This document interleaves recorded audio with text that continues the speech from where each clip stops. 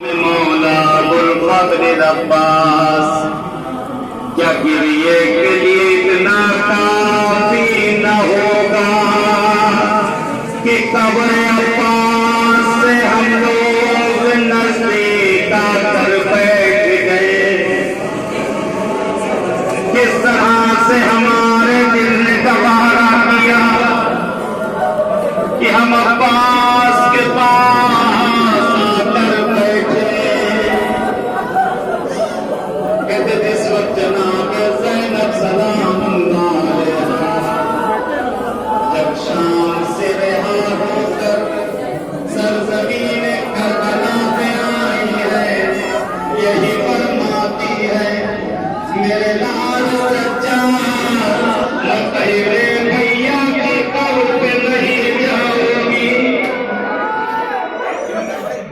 पहले मुझे गाजी की कब्र पर लेकर चलो।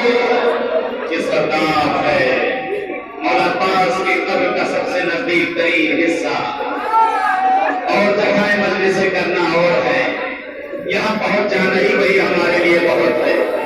आज के मसला जानते हैं कौन? अब्बास की माँ की बिल्कुल बनी है जिनका सोचा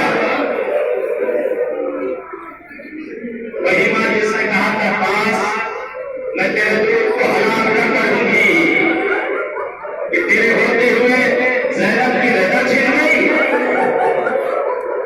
कहते अभी भी बीमार भागे भागे आगे तो ऐसा न कहे राजी अम्मा, जब तक हम वो जिंदा थे किसी की मजार न दिखाइए कि बात देखिए।